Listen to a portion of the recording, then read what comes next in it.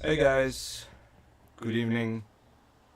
I'm not sure if anyone's watching. I think I'm going to do this as a. I want to do it as a stream to have like how do you say, like a stream of consciousness, because I don't really have a script for this.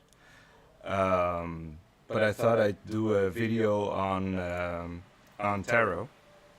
It's one of my let's say one of my bigger passions, is reading the tarot, and generally like um,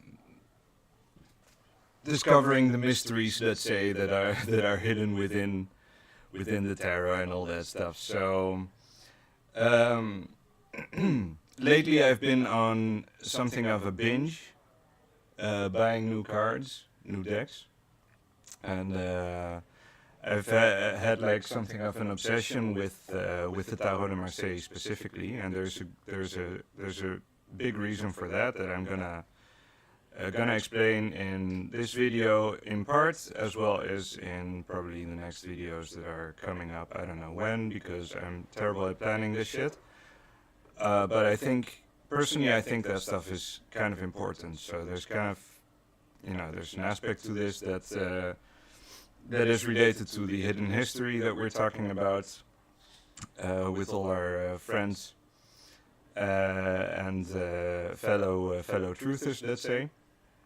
Um, but obviously, there's also like the spiritual side of it that could be useful to anyone willing to look into it.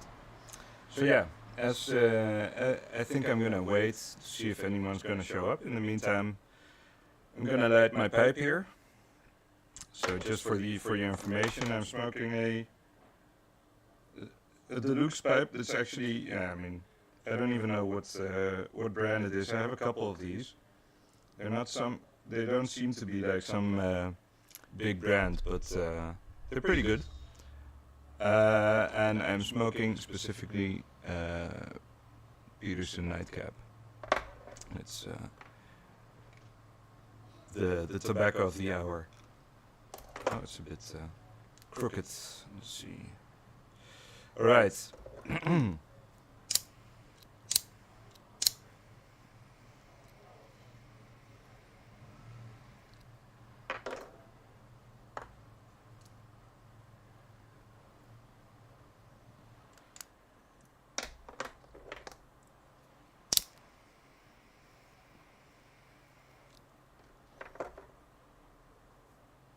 All right.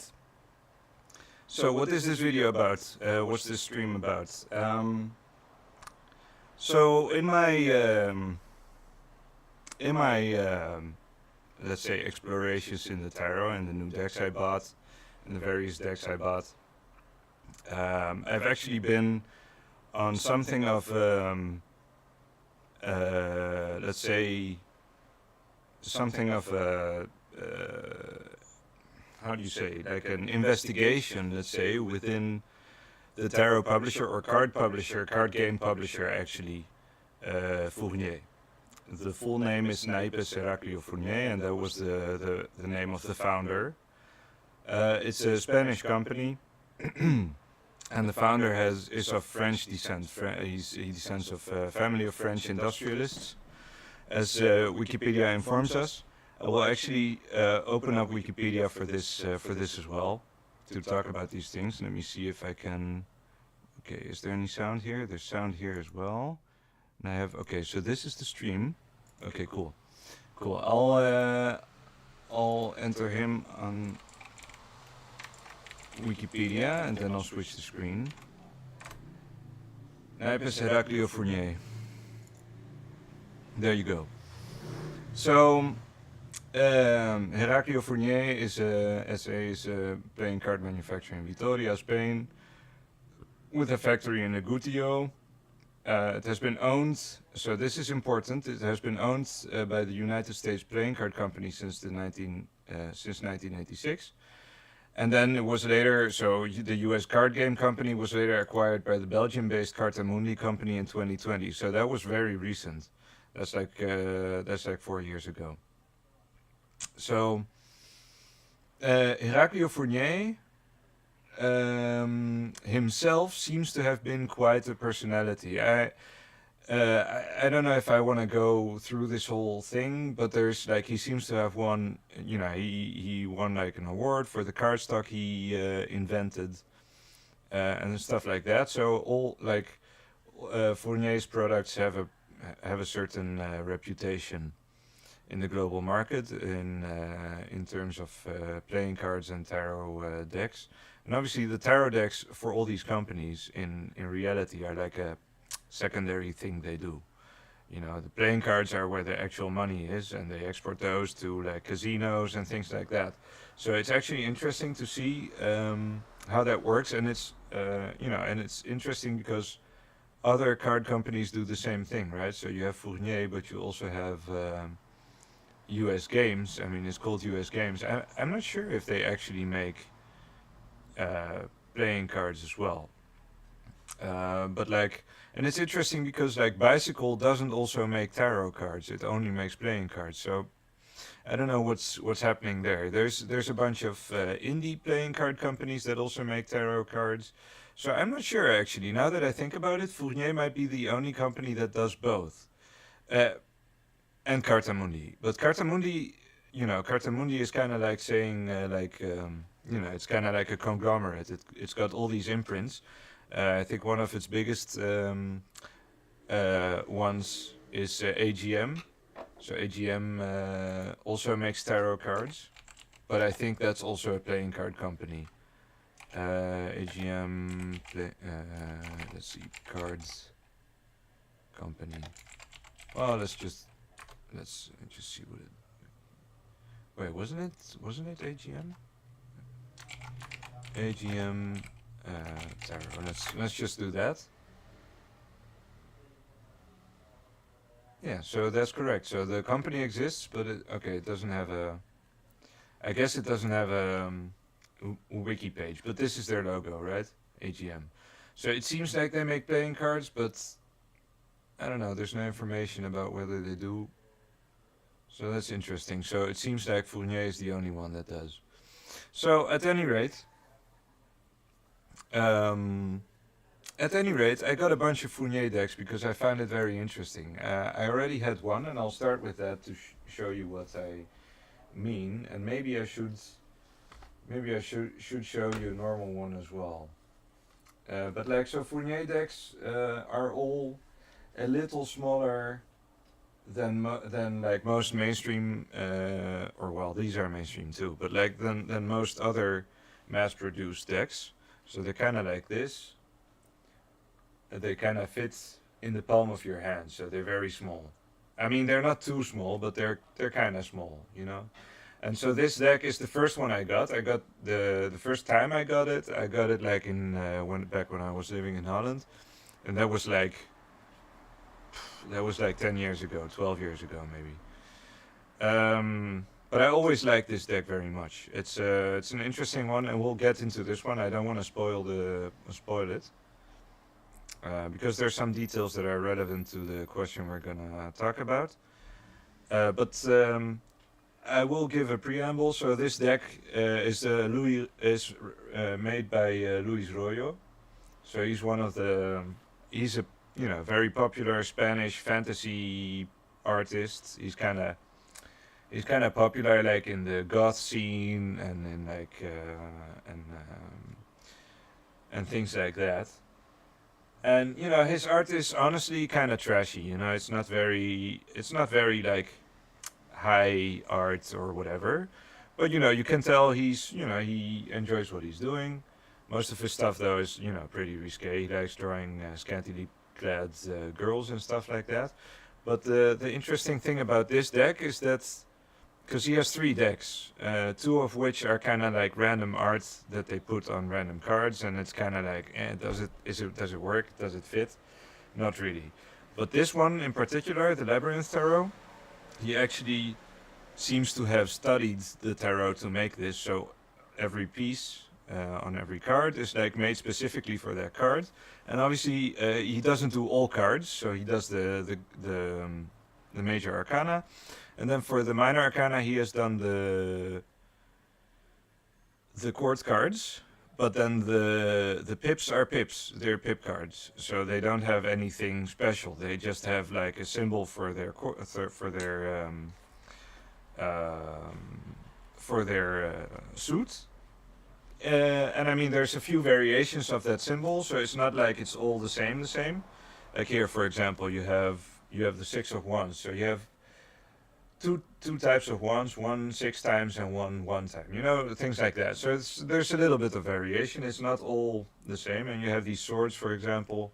These also have some variations. But either way, it's an actual serious deck that he sat down and made. So he did the research. He found like the astrological correspondences. So every card has like a couple of, let's see if you can see it. There's like a couple of zodiacal signs, like here and up and down and stuff. So it's pretty nice, and so on. It's really cool. So I love this deck. And then I lost it at some point in Holland. I lost it in. I still remember because I had it with me, and I lost it at a cinema. Like I was hanging out with my cousin, and I was gonna do a reading for him, and then we were gonna go to the movies. So I had it with me, and I lost it in there somehow. I don't know. I don't even know how that. Actually, no, I know. I do know how it happened. I was wearing like cargo pants, and they were pretty loose, so they just slid out of my thigh pocket. So yeah, so I reordered it recently, like a few months ago. It's really I'm really happy with it. But so that kind of opened the gate to start looking into more of these. Well, first off, it didn't actually. It actually, but it did kind of open the gate into me re-engaging with the tarot, and that was already going on. There were some things happening in my life. I'm writing the book now and stuff like that, and there's some other things that that are kind of exciting. Let's say, there's like a poetry contest that I'm going to join and things like that. But there's a lot of stuff in my life that's kind of up in the air right now. So I have a lot of questions about things that I wanna deal with.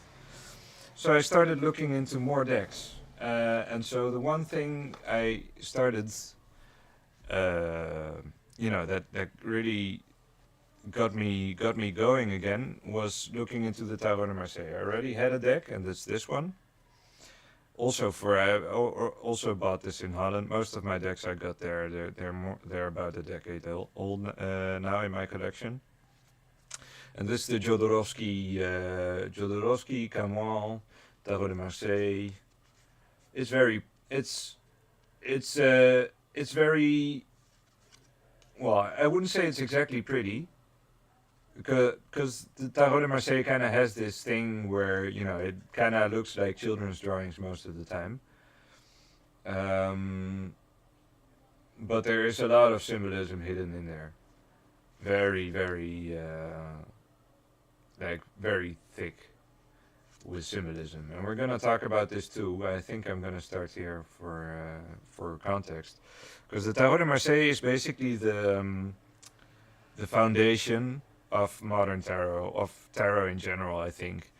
There are decks that were older, like the Solabusca tarot and a few other editions, but the Tarot de Marseille was the first like mass-produced template that kind of spread across all of Europe. Because it started in Marseille, or at least they say it started there, but it got popularized in northern Italy, went through Switzerland, probably Germany, but I'm not sure. But there are Flemish decks as well, there are French decks, and there are Spanish decks, and things like that. So it went all over. Um, and the like even the other genealogies, let's say the other styles of tarot decks, the other no, it's not genealogies. What's the word? You know what I mean, I think. like legacies or whatever. Like the Rider-Waite, like the Thought Tarot, like all that stuff, they're basically still derived from this, right? The Rider-Waite Tarot is still basically 80% Tarot de Marseille, with a few things where he thought he would make it more clear, like give some clarifications in terms of like the esoteric symbolism that needs to be in there, but at the same time, like, you know, the pips are removed, like he replaces them with glyphs, with scenes, with scenes, not with glyphs. So it's more like the pips are glyphs. You know, like this could be seen as a glyph.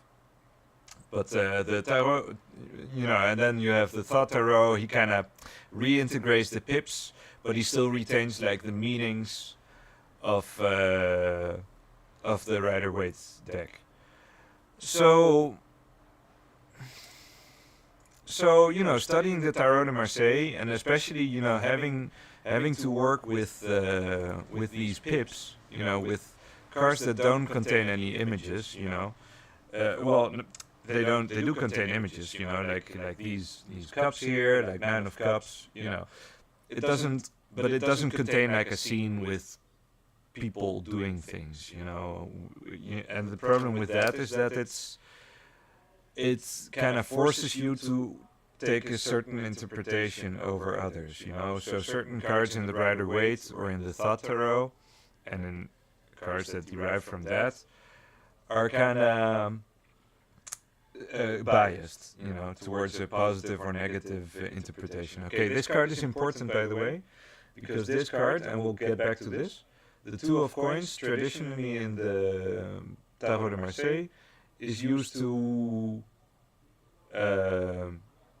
put on the name, to, you know, to advertise the company, the printer, the publisher. Yeah, so here it says Camon Jodorowsky, so it has the name of both the publisher, Camon, who made the cards, and Jodorowsky, who basically made the theory that goes behind them, because there's a lot of ideas that he put into the Tarot de Marseille, or read into the Tarot de Marseille. So these Two of Coins you will see in all Tarot de Marseille. Usually they will have like the name of the publisher or something. Each time it's different. It's always interesting to look at, because you never know. But so here we have the Five of Cups. As you can see, it doesn't have anything similar. And as you can see, there's something interesting about not cups, by the way, coins. There's something interesting about the coins. If you'll notice, they don't have any numbers, right? And if we look at the next cards, maybe. So here we have, for example, we have the Four of Cups, sorry. And here we do have the numbers, right, on the two sides. So we'll get back to that. This is important. Yeah. So apparently in the Tarot de Marseille, they felt the coin suit didn't need any numbering, so they didn't give it any numbers. But the cups, the wands, the swords. Let's see if I can find any other examples. Here, the wands, for example, they also have these numbers. So this is the Two of Wands, clearly. It's not like we can't count, but for some reason they decided to only exclude the coins from the numbering system. Interesting. Here, the Ten of Cups. Oh, I want to see if I can find any swords. I think I had a few earlier. Here you go. Yeah, so the Nine of Swords. Yeah, so it's basic. You know, if you start collecting Tarot de Marseille, you'll start noticing that this is a pattern. Some decks exclude all the numbers, except for the great major arcana. But then you also have the aces. They also don't have numbers. But that goes for all four. Oh yeah, and then there's the other cards. So each Tarot de Marseille usually has two signature cards, right? So the one is the Two of Coins, and the other is the Two of Cups. Here you see, but here they haven't put any signatures in there. But usually you have like the initials of the artist or something on this, you know, on this plaque here underneath. Or something like that. But usually you will see like a coat of arms here or something. I don't know. I don't know why that is specifically, but it's a thing that Tarot de Marseille does. And then when we get to the major arcana, there's a few things that are interesting to look at. Obviously, the entire major arcana is interesting, but there's like a specific pattern to the Tarot de Marseille that other decks don't have, more modern decks and stuff. It's doubled. Oh shit.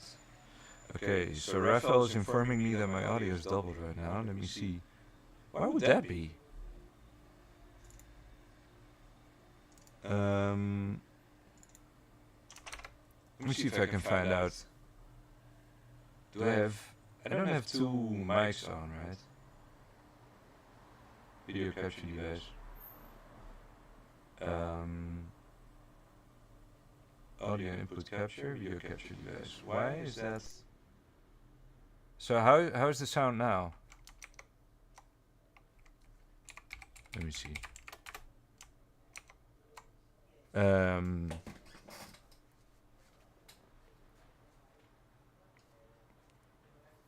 didn't put it on a good spot there. It's not particularly clean. Can you still hear me? Or did I no, the audio input is still going, the video is still going, so maybe it was yeah? Okay. So maybe it was probably the webcam that was also recording me. I don't know how that happened, but yeah. At any rate, awesome. Thanks, Raf. So at any rate, we have a few things here. So the Tarot de Marseille let me see if I can find them. I think, I had them earlier. Yeah. Okay, so one interesting thing is the High Priestess in the Tarot de Marseille is known as La Papesse. Oh, here you go. La Papesse. So that's the female pope, the Popess. Then we have the High Priest is the Pope, or the Hierophant. Also we have L'Amoureux. So instead of Les Amoureux or the lovers, we have the lover. And it's interesting because we see one guy with two women there. So it means that, it kind of changes the narrative of what we're used to seeing in the tarot, because it seems like he has a choice between two lovers, and you have the Cupid that's also making a choice of its own. In some decks, the Cupid is blindfolded as well, by the way. So that's an interesting nuance. I'm not sure how important that is, but there's people who are complaining that certain details are left out in certain decks and stuff like that. And that's part of the thing I want to talk about, because I don't think it matters all too very much, but it's either way, it's interesting. So these are the cards I was looking for. So first off, in the Tarot de Marseille, it's very common to have an unnumbered Fool. So as you can see, there's no number up there. And an unnamed death card. So there's only the number 13. And there's no death, there's no title. So the interesting thing is these cards are clearly connected, because there's like an inversion going on. And the Fool is called Le Mat. Or Le Mat, but it's Le Mat, basically. And so Le Mat, that's, we were talking about that with Pirate earlier, so I can't take credit for that idea. But Le Mat is like the same as checkmate, Roi Mat. And that means the end, or that's also death, basically.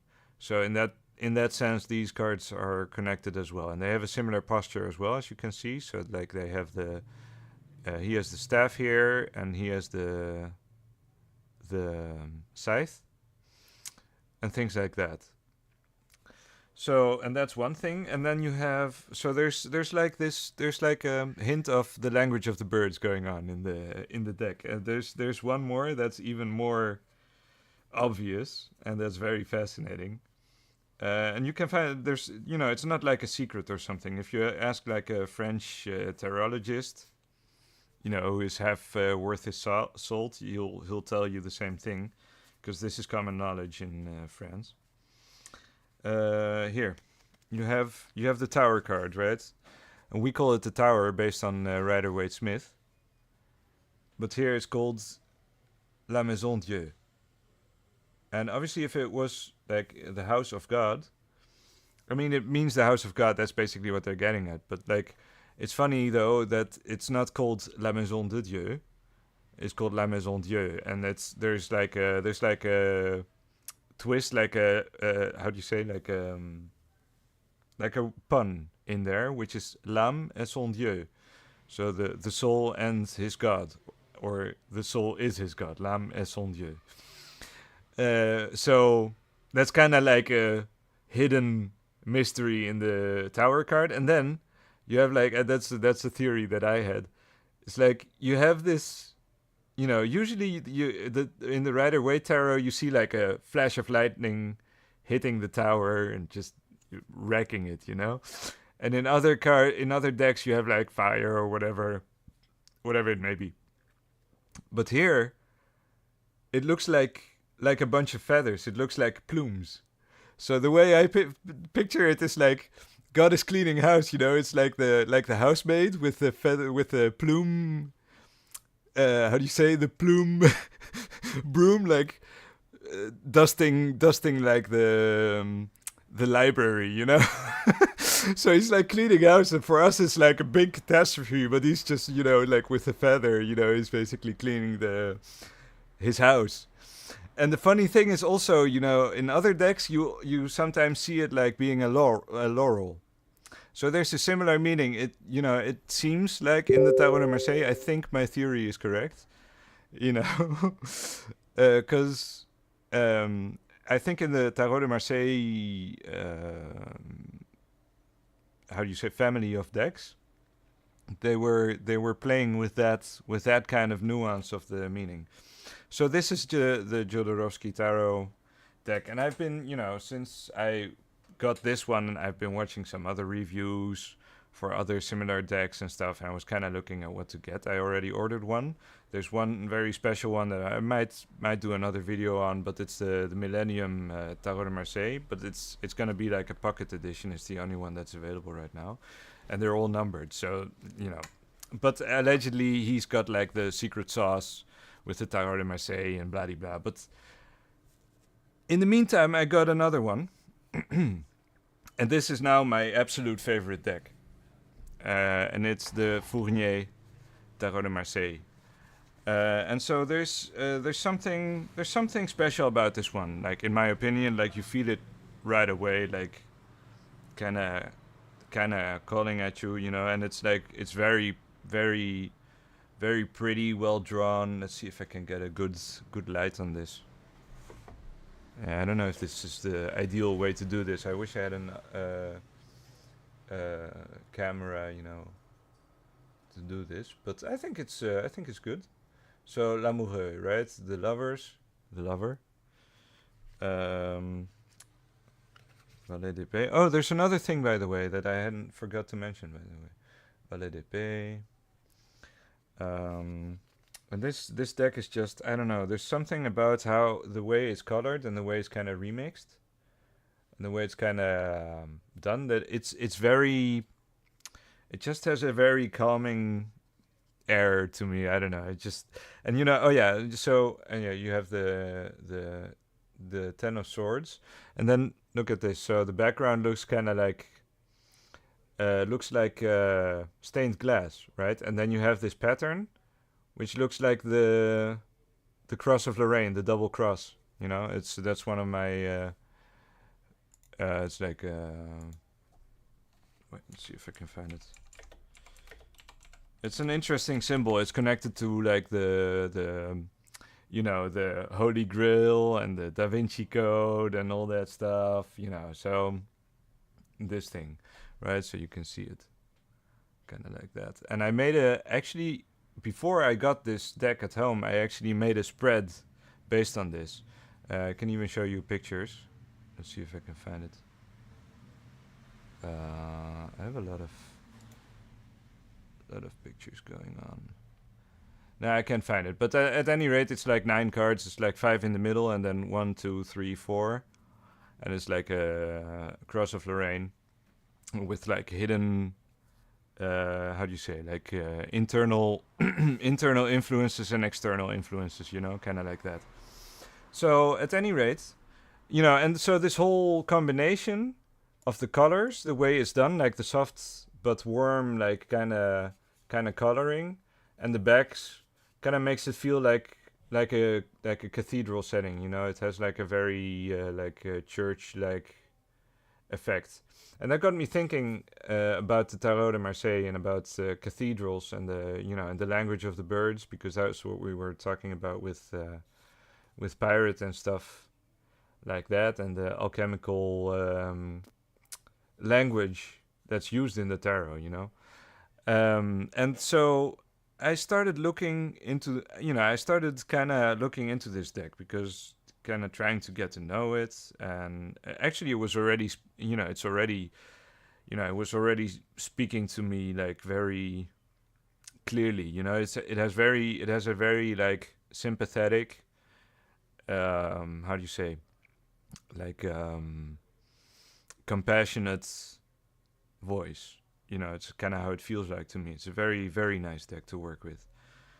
But then I started looking into the cards, because a lot of the details that I mentioned earlier about the Tarot de Marseille are all in here, right?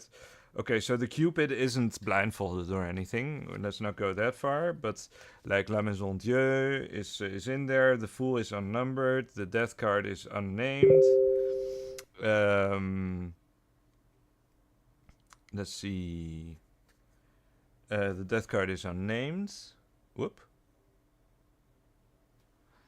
The Chariot in this case has the initials of the artist, or well, of someone. I don't know who that even is, because that's not the creator or the artist. But I'll get to those in a minute. I'll get to those, I swear to God, because this is interesting. Okay, but this deck has 3 signed cards, right? So it's got this one as well, the 5 of Swords, which is interesting because 5 of Swords is usually like seen as a negative card, like the defeat and things like that, and backstabbing and stuff.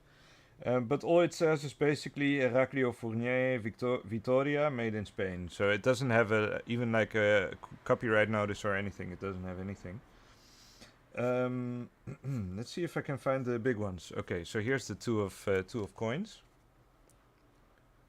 It's also kind of hard to see. These colors are a bit darker now, so the light isn't really helping. Just trying to give an impression. Nothing too important. Fabrique par Heraclio Fournier Vitoria. So only the publisher. But then there's the 2 of Cups. Let's see if I can find that one. This is gonna take a while, guys. Sorry about that. Bear with me. Because we have a pretty big story to cover. So this one it doesn't have the coat of arms, but it does have the names of the creators. So in this case, we learn that the creators are. I hope I'm pronouncing it correctly, but I think it's Marichu de Gouler, spécialiste du tarot, and A. Aymerich, création artistique. So Marichu de Gouler, or de Gouler, or de Goulet. I'm not sure. I don't think it's French, because Marichu doesn't sound very French. It's with an X, Maritxu, but I don't think you pronounce it that way. So I suspect it's a Shu, but I may be wrong. But so I had no information about her whatsoever. And then the deck came with like a generic fucking booklet. Let me grab it for you 1 second.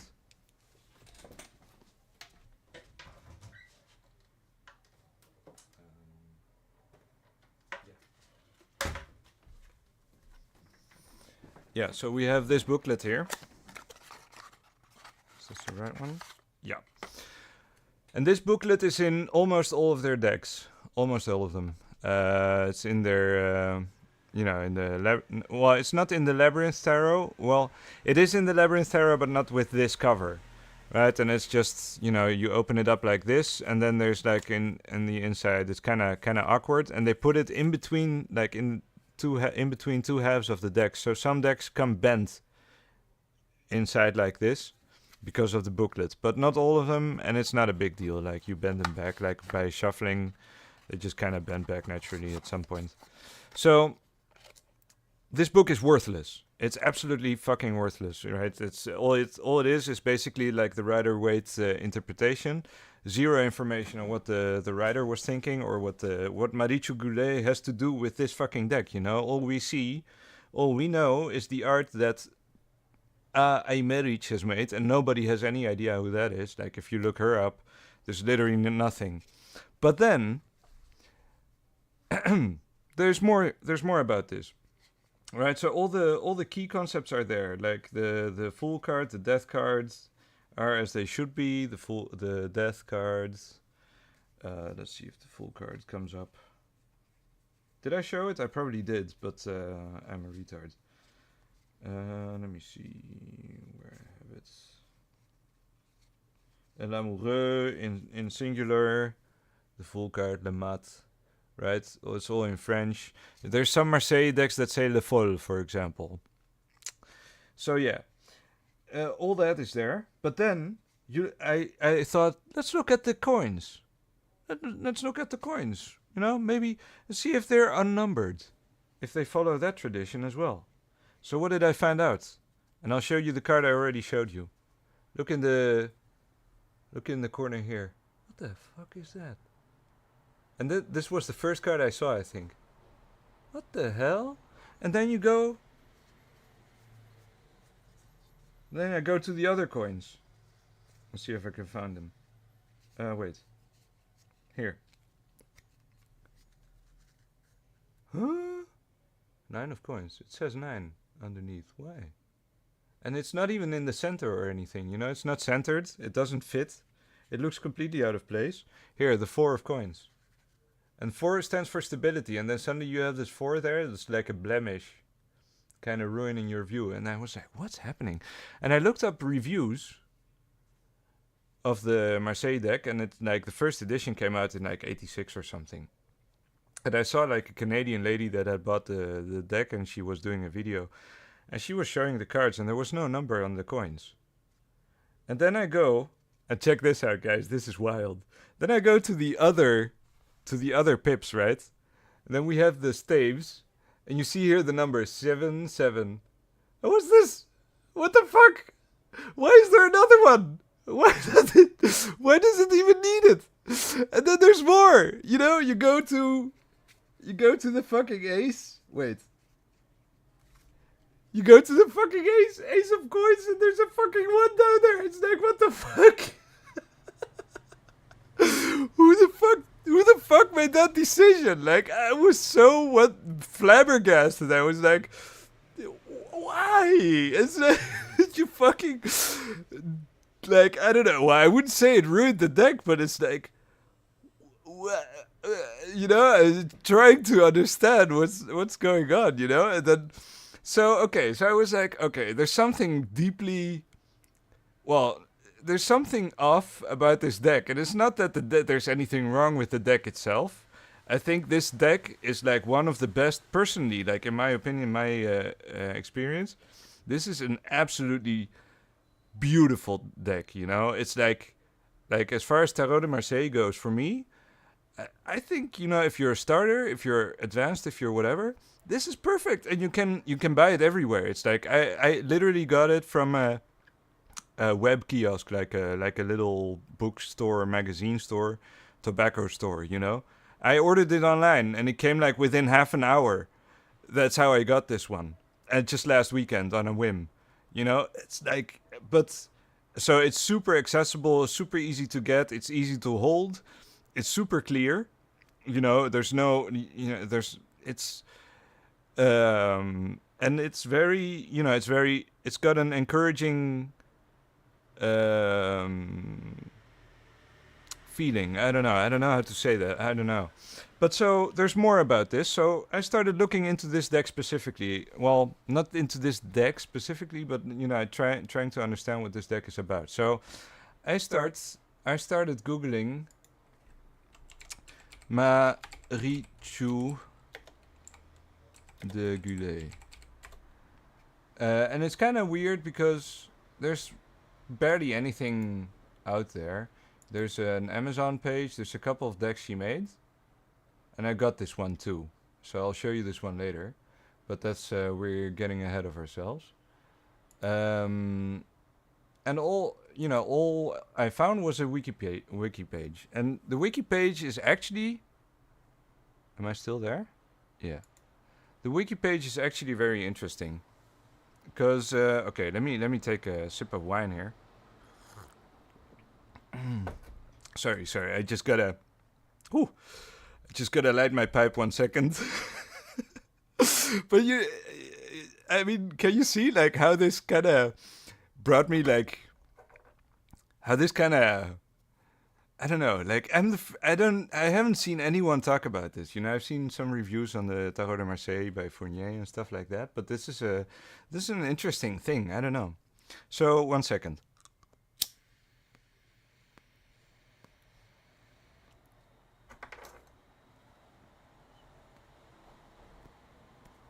All right, excellent. Feels so good. All right. So we learned that Marichu de Goulet, also known as Sorgin Ona, or I don't know how to pronounce that, to be honest, or White Witch of Ulia, was a teacher, tarot reader, fortune teller who supposedly had paranormal powers. Interesting. Marichu studied to become a teacher in Pamplona, subsequently worked as a teacher in Irañeta during the Spanish Civil War. On October 8th, 1938, she married a Swiss man named Giovanni Giovanni Gula. Now I get what her name means. Oh, interesting. Who encouraged her to deepen her studies in parapsychology. The couple moved to San Sebastian in 1952 and settled in a brasserie. Is that French? I suppose. In Mount Ulia. Okay. Marichu created various decks, which were published by Fournier, including El Gran Tarot Esotérico, 1978, with illustrations by Luis Peñalonga, along with its instruction manual, which wasn't in the box when I bought this one. This deck features classic tarot motifs, such as well as variations inspired by French astrologer tarot reader Eudes Picard. Marichu also created 2 Basque-themed decks, the Euskal Tarot Mythica or Basque Mythical Tarot in 1982, with illustrations of Angel Elvira or Angel Elvira, I don't know how to pronounce that, which were inspired by Basque mythology, and the Tarot de Euskal Heria, with illustrations by Alfredo Fermin or whatever, which she dedicated to all women to help them interpret the tarot wisely. So she created 2 Basque tarot decks, Basque-inspired tarot decks, and those are both out of print. Plus, where the hell is the Tarot de Marseille? It's not mentioned here. What the hell is happening? I don't know. You know, so okay, so that was another red flag for me.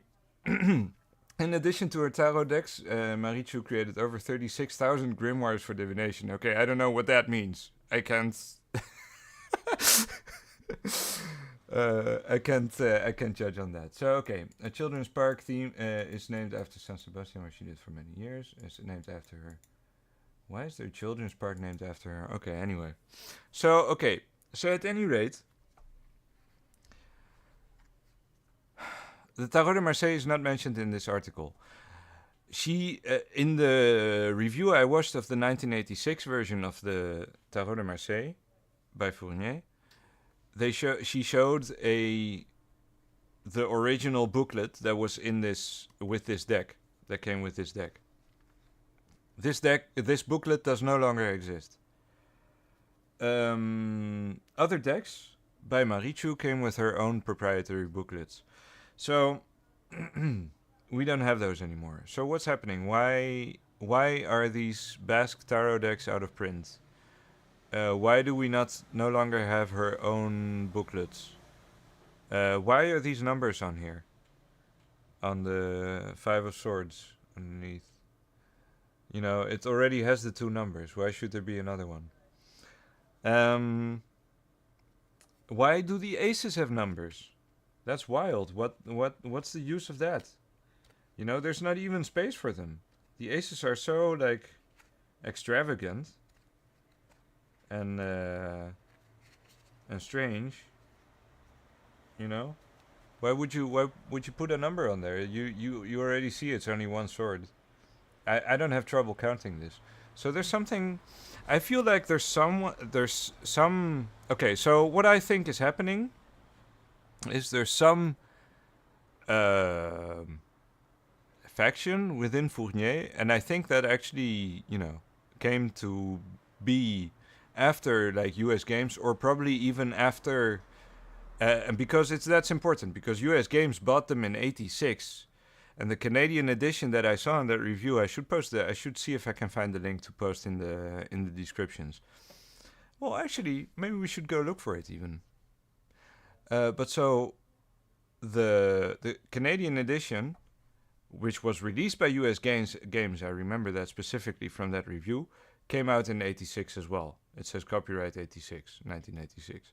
So that means that when US Games was still releasing this deck, the original booklet by Marichu Goulet was still in there. So what happened? Why did that change? I think that happened when Cartamundi got Fournier, got US Games and Fournier.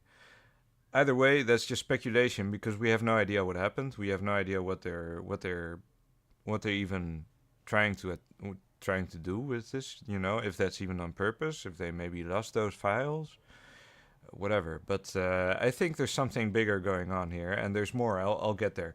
So before I continue on the down this rabbit hole, there's a few details I want to show you to give you some context about how important this deck is. So with the coloring of the Tarot de Marseille, what Marichu de Goulet has done is she has made a decision for each suit, and she has she has chosen a color for each suit, right? So you have the wands, they are green. You have the cups that are red for some reason. You have you have the swords that are blue. And you have the coins that are yellow. And so there's something interesting about these color choices, because for some reason, these two, intuitively thinking, let's say, seem to be reversed. Because generally in tarot, it's accepted that wands symbolize fire and cups symbolize water. But at the same time, cups also symbolize the emotions and things like that. While wands symbolize like our passions, it's a bit more nuanced. It's like about our drives and about what motivates us, and like our aspirations, you know, and things like that. So wands are green. Normally they're connected to fire, but they're green here because, and it has a logic as well, because wands are made of wood, you know, so wood grows green. The cups are red. I don't exactly know what the motivation was, but for some reason this seems to be important. And when I looked at the Labyrinth Tarot, I started noticing that the same pattern exists here as well. So we have the green wands, we have the red cups, we have the blue swords, and we have the yellow coins. What's up with that? And as I said, you know, Luis Royo, you know, if you look at him on his photos, he looks like a metalhead. He makes like pop art, basically, you know, like fantasy art for goth girls and stuff like that. But for some reason, he decided to take Marichu de Goulet's color scheme for the pips. Isn't that strange? So, so there's something there as well. There seems to have been like a tarot, like a philosophy around tarot within Fournier that was handed down by Marichu de Goulet. And okay, so after making this discovery, I thought I'd buy some more decks. So I bought the Goulet's El Gran Tarot Místico, and I bought the Spanish Tarot, and I bought another couple new ones that are more modern. That I don't know if we'll get into those because they're not, particularly relevant per se, but they're definitely interesting. They're absolutely mind-boggling. I'm not gonna lie, like they might not be relevant, but they're, I might have to do a separate video on those. So let's start with the Spanish tarots, because this seems to have been the Marichu's Marseille deck's predecessor. This seems to have been the predecessor of Marichu's Tarot de Marseille. This one came out in, God knows, I think in the 80s somewhere. But the pictures seem to be older. This one is considerably uglier and more like Spartan in appearance. I like it. I actually have done some readings with it. It's actually very, very... It's interesting because it's on a similar level. They actually are both very precise decks. The funny thing is, like, I feel like they are mom and dad, in this genealogy, in this family of decks. The Spanish Tarot is dad, the Tarot de Marseille is mom, and then like you have the 4 children, or you have multiple children, but like I think the El Gran Esotérico is the first child, the brainchild. And it goes like, because it's the first one, it goes like all over the place. Yeah, then we have like the Luis Royo deck, which is probably the youngest child of the first nest, let's say. And he's like, he's very disciplined, very collected, but not very bright per se. But it's a good kid. So at any rate, look at this. So the Spanish Tarot is even worse. We have the coins, and the Spanish Tarot apparently already had the numbering on each side on the coin suit. That's its choice, But then there's a third one. This one has the 3 numbers on all the suits, on all of them. It's like, what the fuck is going on? Why is this? Even on even this, dude. The ace has 2 ones. There's one here.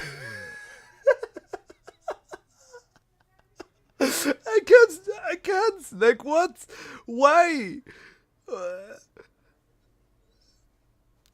Can somebody explain? Like, I don't know, dude. Like, it feels to me like somebody's messing with these cards.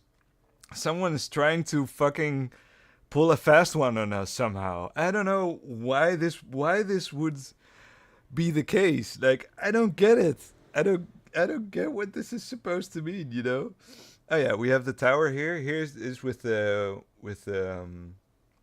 what is it? Like a twig, like how do you call that? Like a laurel, Oh yeah, and here the death card is reversed. He looks the other way, interestingly. So yeah, but anyway, so that's the Spanish Tarot. I like it very much, somehow still. So those blemishes, those numbers, those extra numbers and stuff, they don't really bother me, But it's kind of a weird thing because that kind of... It kind of creates this mystery. You know, it kind of because the books are missing. There's no context as to if this was always the case or if this should be the case. And then we have the Tarot El Gran Esotérico, which is also very interesting. Like these are like a trinity of sorts. La Torre here it's in Spanish, and there's like this card is this. I think this is the best tower card I've ever seen. Despite the fact that it's not La Maison Dieu, which I would prefer, but this card is so like intense, you know. Let's see what else do we have. The Four of Coins. So these cards are a bit weird. They're very like I don't know, very abstract. But they're not bad. They're interesting. They have some astrological correspondences as well. And it seems to me that Luis Royo studied this one as well for the astrological science. I think he tried to combine these two. And nobody's talking about how special that deck is. It's interesting actually, because it's a combination of Fournier's Tarot de Marseille and Fournier's El Gran Esotérico, but it's in the guise of like a stupid fantasy deck with a bunch of bare-chested girls. But it's actually a serious study, you know. I love that deck. I actually now that I think about it, let's take a closer look. Let me see if I can find it. Man, I love these decks, man. I can get enough of them. How long have we been going? Let me check.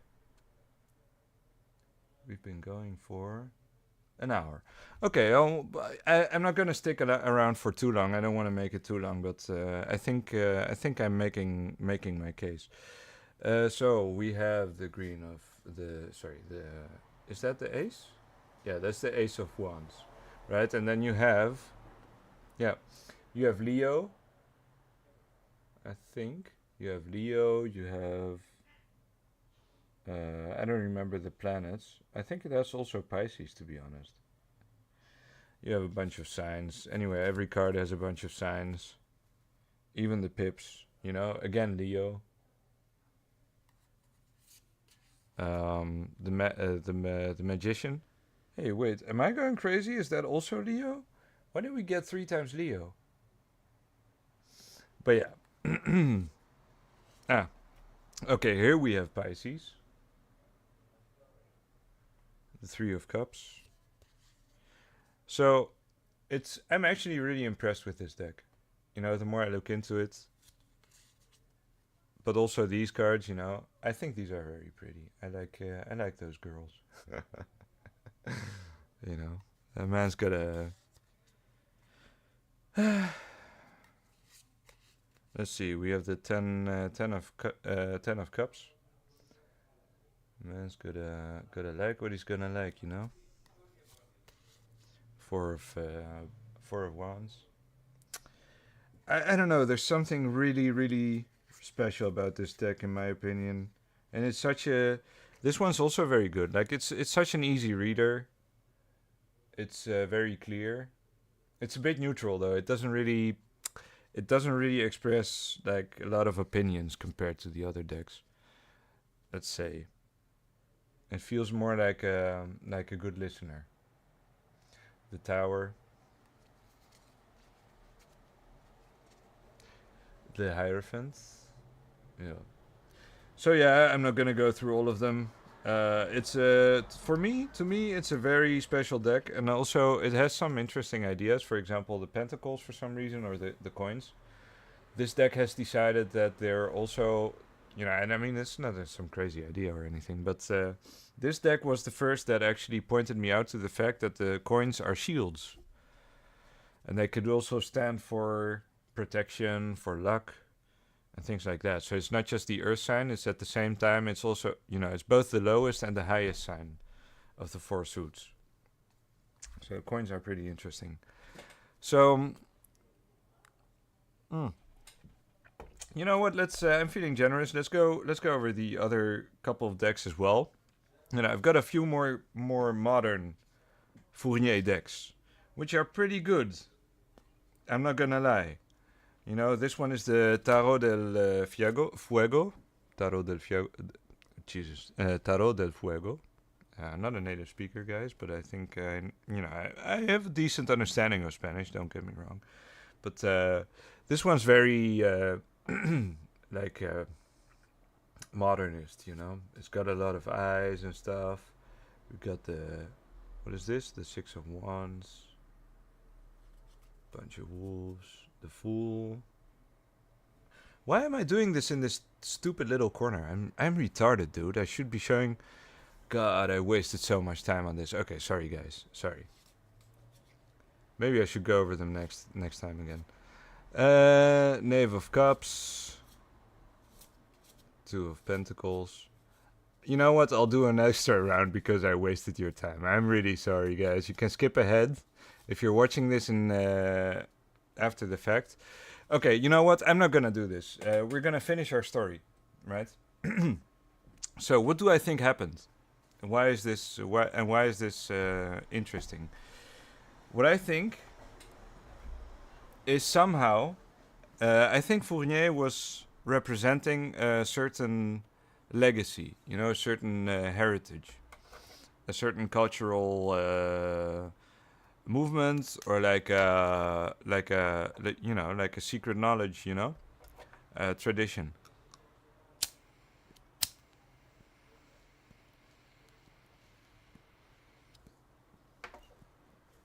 Which was connected with Marichu's interpretation of the Tarot de Marseille, of the Tarot in general, and all that stuff. And I think Marichu was a big part of creating this image of Fournier.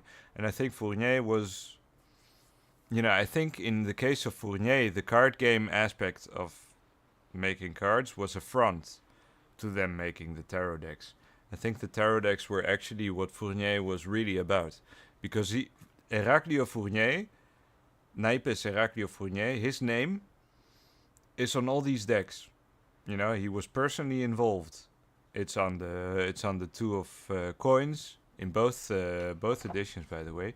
By the way, we didn't even look at those.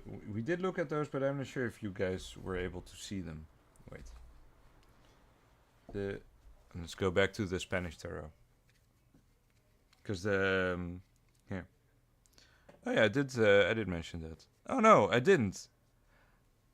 Well, I did show it. Tarot fabricado por Heraclio Fournier, Vitoria, España. Right? They put him there with his first name as well, It's not like his company was named Heraclio Fournier S.A., and it's still officially named that way, but the logo nowadays is only Fournier, It's just the logo, like this. So,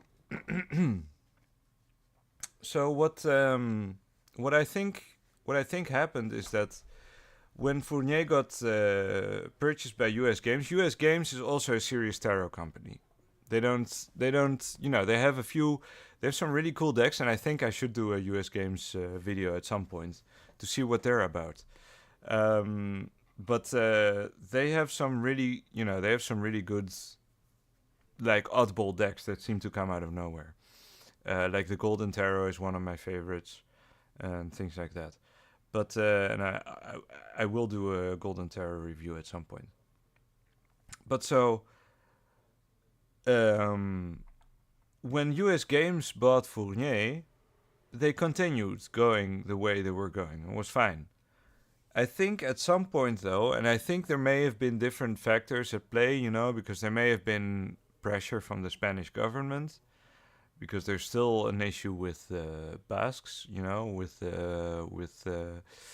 with their political oppression, basically, nowadays, to this day. There may have been other factors at play. But I think when Carta Mundi bought Fournier or bought US Games, that's when the shit started going down. And I don't know why that happened. Maybe it's like the legislation in Belgium enabled like the Spanish government to kind of put like a I don't know, limit restrictions on Fournier's decks, and they only had to publish certain specific things, or certain specific. They could only include certain specific items within the decks, so they removed the booklets. They made them universal. They made one universal booklet for all the decks, and they did also this thing where they put them in the middle, because originally they were in different boxes. They were like in these slide boxes, but now they're in these cheap cardboard boxes that are kind of crappy, with barely anything on them. Like they're pretty ugly, honestly. And as I said, they sell them in like tobacco stores. You can find them anywhere. And they're cheap. They're cheaper than any other decks, but the cardstock is better than anything else you can find. For the most part. They don't. They're like they're soup. They like they don't. They don't get damaged. They're perfect. So it's weird.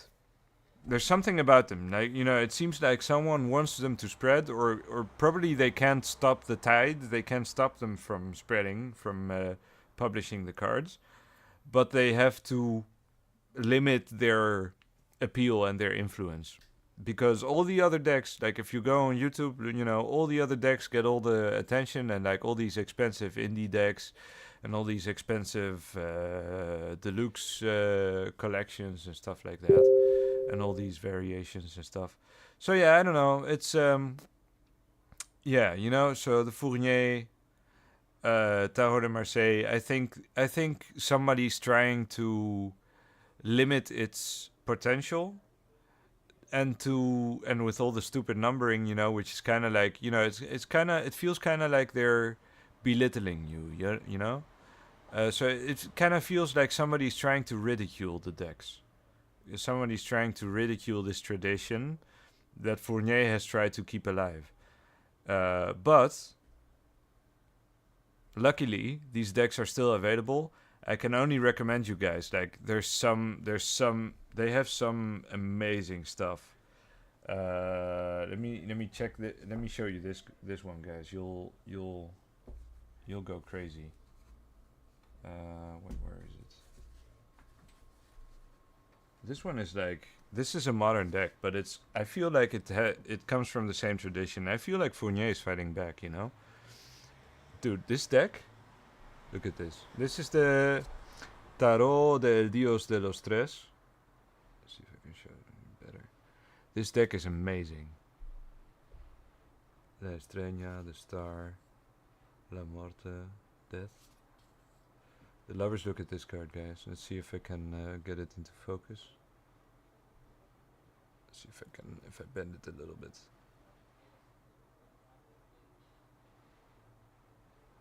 Well, I think you get the idea. You have the Three of Swords in the middle here. Yeah, they look like statues. You have the owl on top. Let's see what else we get. Six of Wands. The wands look like these these rubber clubs you have like in on carnivals and stuff. You have Asian influences. The swords all look like samurai accoutrement and stuff, with some hints of heraldry and stuff. This deck is amazing, and they're all the same quality. They're absolutely brilliant. So yeah, that's it for Fournier. I think there's something to this story, and I think it's worth looking into. I don't have any answers, obviously, because all the material that is even available is like, it's all, there's like 2 Wikipedia pages that are barely any information. But I'm really curious as to what's happening behind the scenes and how the tarot business actually works, because most of these companies are like these card companies. I don't even know how you would apply to publish a new deck and stuff like that. So who knows what's happening behind the scenes? What kind of boot you have to lick to get a deck published. What kinds of influences there are, like how free these artists are to create their own vision, or if they're gonna be restricted, things like that. This guy, the El Dios de los Tres, he doesn't seem to have any issue with that. So it seems like Fournier is holding up, and like other decks, other companies, I should probably do a Los Carabeo review like this one at some point, but I don't have enough decks, and I honestly don't care. I don't like Los Carabeo. There's some other companies I do like. US Games has a few good decks, AGM has a few. I have one that I like, but it's kind of a love-hate relationship that I have with it. There's a few others, but I think Fournier. I think these 6 decks are going to be my mainstay, like my bread and butter, you know. So yeah. Anyway, I hope this was interesting. I hope this was entertaining, guys, because I think I was really onto something with this story, and I'll see if there's any more information I can uncover at some point. But you know, it's just something I thought was interesting, and I thought was interesting to put out. I'll do more videos about the Tarot de Marseille. This is important. Um, Actually, maybe no. We'll get to this. We'll get to the Tarot de Marseille. So I promise there'll be another video about the Tarot de Marseille specifically, and this story ties into that. And as to why there might have been this censorship and stuff like that, obviously. But I think to put it clearly and without spoiling too much, I think it also has to do with religious persecution and with the persecution of the Basques, the oppression of the Basques nowadays, because there's now, we have the UN and we have the NATO and things like that. So Spain can't just throw them out or whatever. They can't just kill them or whatever, as they would have in the Middle Ages. But there's still tensions there, not just, and with the Catalans as well. So there's stuff going on in that regard. I don't, right now it's kind of like on the back burner because we have Israel and Ukraine and stuff like that going on. But I think that's like an important context to understand where these decks are coming from. Why the Tarot de Marseille? Why the El Gran Esoterico? Why the 2 Basque decks? And why these don't no longer exist? Why this information is hidden from us? And if we go further, back in time, and we start thinking about the Tarot de Marseille, there are stories there about persecution as well that we'll come back to. In that respect, I feel like this Tarot de Marseille by Marie Chougoulet perfectly encapsulates the real spirit of the Tarot de Marseille. And that's what I was going to come back to, because the Tarot de Marseille is a Gnostic document, document written in the language of the birds, the same way that the old cathedrals were built, with the same symbolism intended for the masters, for the initiates, to be able to communicate with each other. And not just with each other, but to have this contact with the higher self and the lower self and all those things. So the Fournier Tarot de Marseille is the perfect encapsulation of the cathedral pattern in pocket format. The Tarot de Marseille already has that. The Tarot de Marseille, that's its purpose. And this deck puts it, creates the aesthetic that encapsulates that feeling. So I believe this deck, again, I keep pulling this card, like I keep cutting and getting this card. You just saw me do it. It happens every time, and I always put it up front, because that's how I like my deck. I love this one. So guys, the further mysteries await. I hope you enjoyed. I hope this was fun. I'm sorry I'm gonna hang up now. But yeah, this video will be available in... Oh yeah, that happened to me too. Thanks, Tuba Lizards. Thanks, Tuba Lizards. Were you watching this whole time? Because it shows just one viewer just now. I just finished, but the video will be online. You'll be able to watch it back once I close up. But as you said, I found it the same way. I started with the Jodorowsky. I just showed it in the beginning of the video, and I got to this one. It's my favorite. I love it. I love them both, by the way. I love the Jodorowsky as well, but this one is like is an absolute dream. I adore it. So yeah, sorry for that, Tuba Lizards. Better luck next time. I'll try to I'll try to. What I'll do next time. I tried that too this time. I'll try to schedule it in advance. Yeah, I know, right? Yeah, you're right. You came just in the right moment for me to notice you. But I'll next time I'll schedule it in advance, like maybe a few hours. So hopefully you'll be able to see it in time. Maybe a day before, or something like that. But I'll be around. You'll be able to watch the video on my channel, but you'll have to go to live streams, not to videos. Just so you know. But it'll be there on view on demand. Yeah, it's been fun, guys. I hope you like the presentation, and have a good night or good day or wherever you may be. Have a good one. See you around.